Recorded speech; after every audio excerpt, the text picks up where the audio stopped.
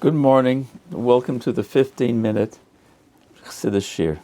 It's only 15 minutes in quantity, but we hope it'll be a quality that will affect your whole day.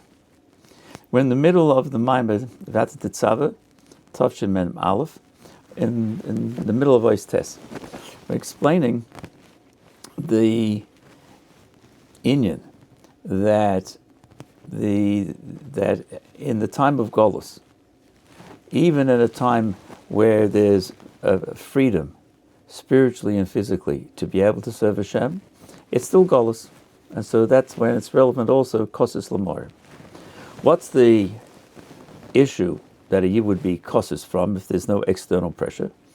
And that is that Hashem is not revealed in the whole world. That we're missing a Gili Elokus.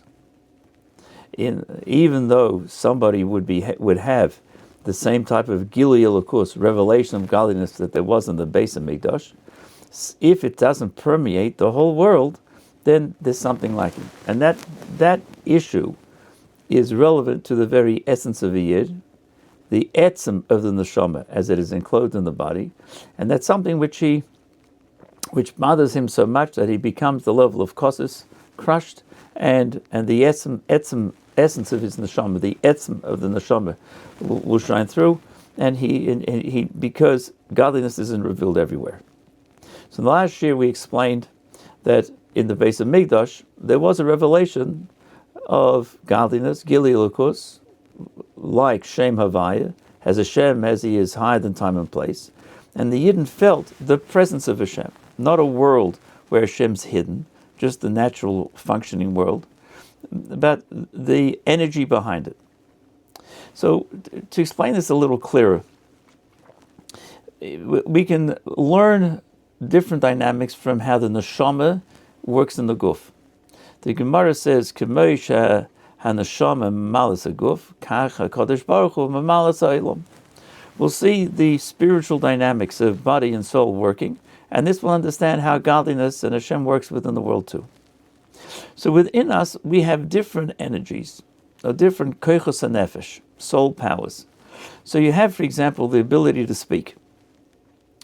And speaking we do through letters, processing language. Language as it comes out in words. That's one whole layer. There's a deeper layer of language, and that's a person's thoughts. And there's a vast difference, a disproportional difference and relationship between speech and thought. Letters come through, are heard by another person.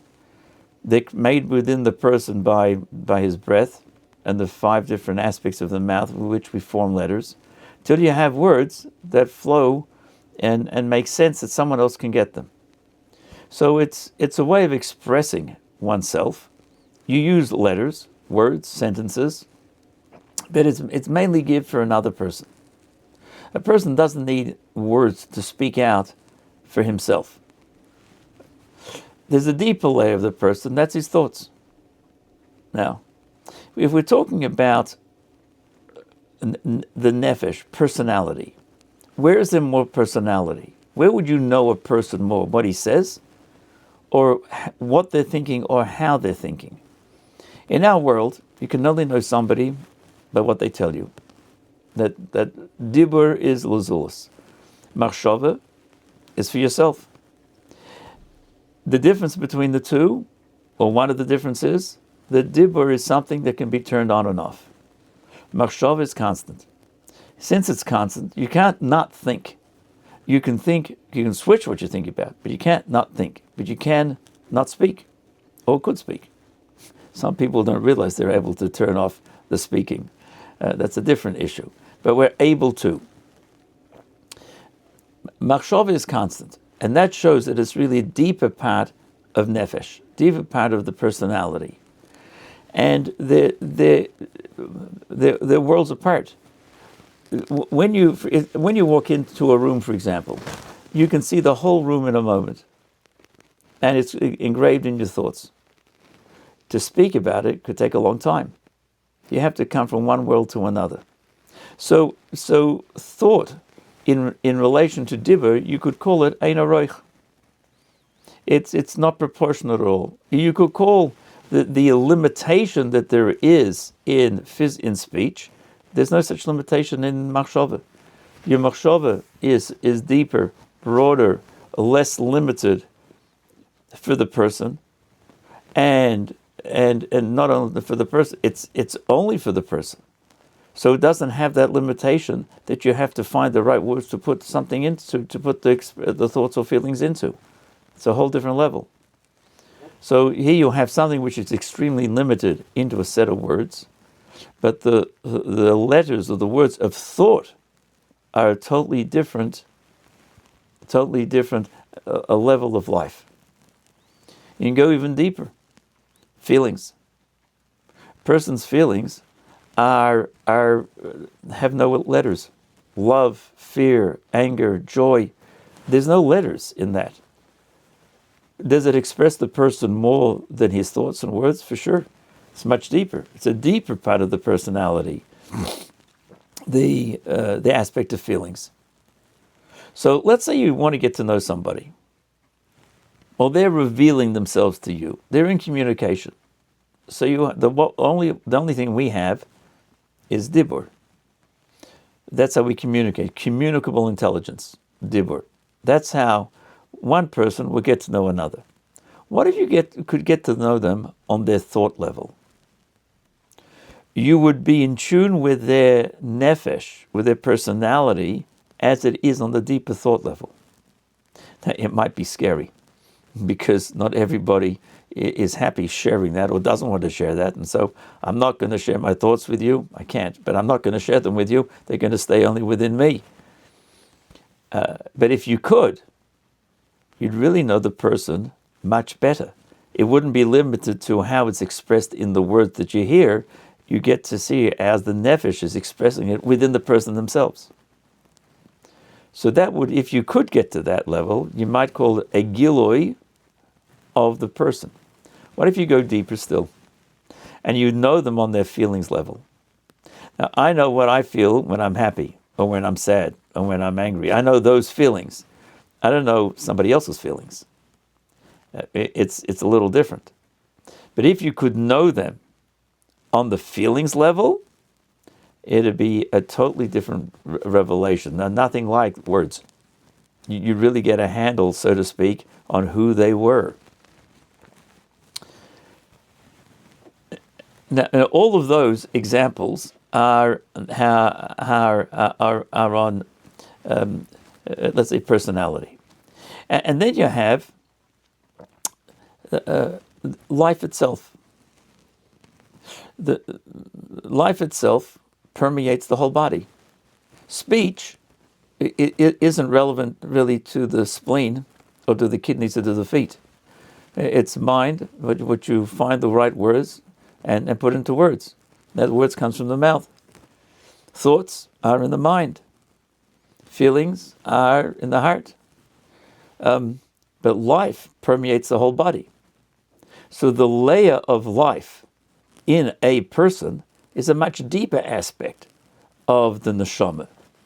And so we have already a few layers where you say one is infinitely greater than the other. However, they're all in a person. So there is some level of relationship. But you could see how you'd say, well, this has a level of limitation. This doesn't have that limitation. So you'd say it's bligvul in relation to the lower level.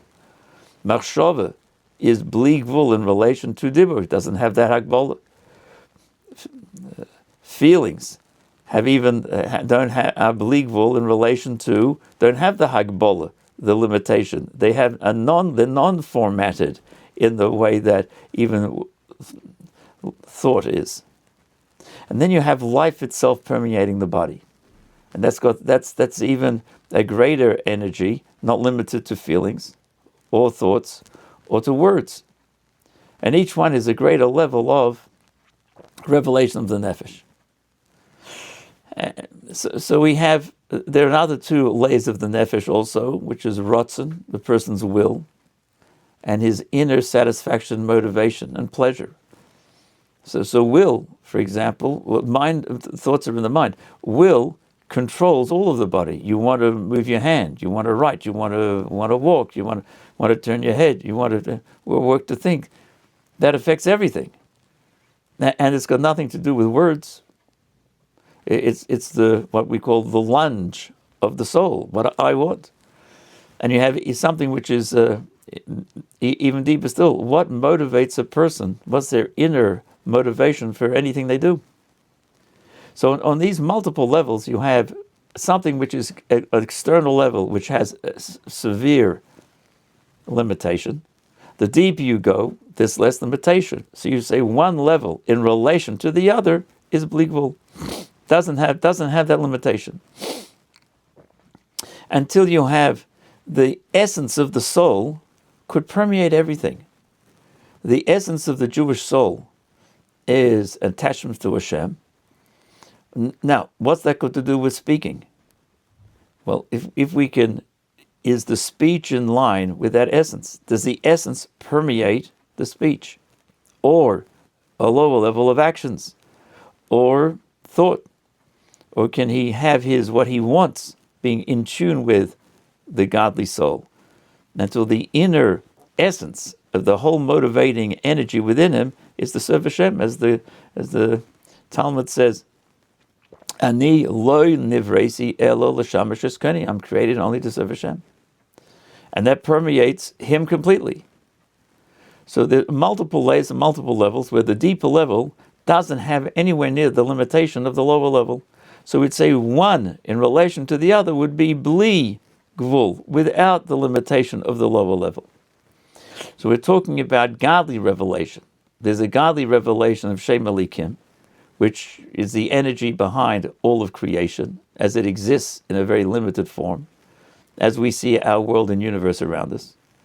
And then there's the energy of Hashem as he is without that limitation at all. And that was shining in the Beis Hamikdash.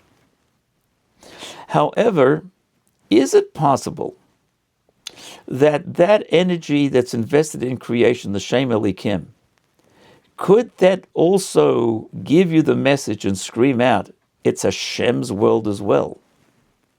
It's not just a natural order, and it's not that Hashem can be found in certain places like the Beis Hamikdash, but in the very natural order of the world itself, that itself is godly. So the Torah tells us, Havaya hu Elikim, that higher than nature and nature are all united as one. And they're not two separate things.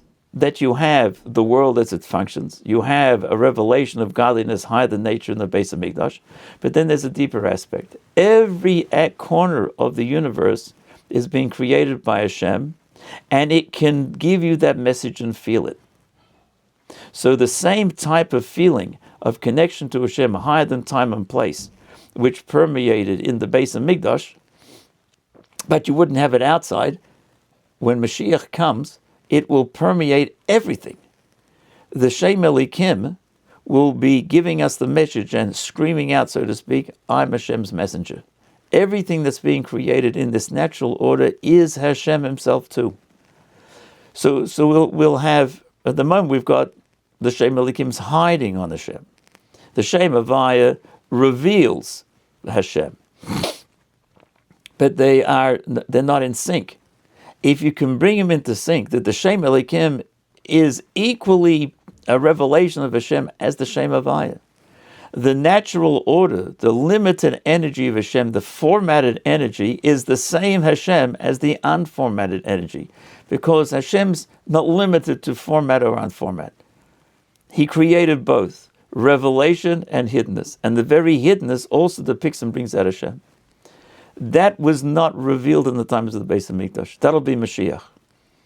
And so there can be the core of the Yid that's saying, I'm not satisfied with, I'm bothered by that Hashem isn't revealed everywhere in the whole world. That's Golus. And that's and the Golus then says, I need Hashem to shine through because my very essence of Hashem, the essence of my neshama needs that. Thank you for joining. Have a great day.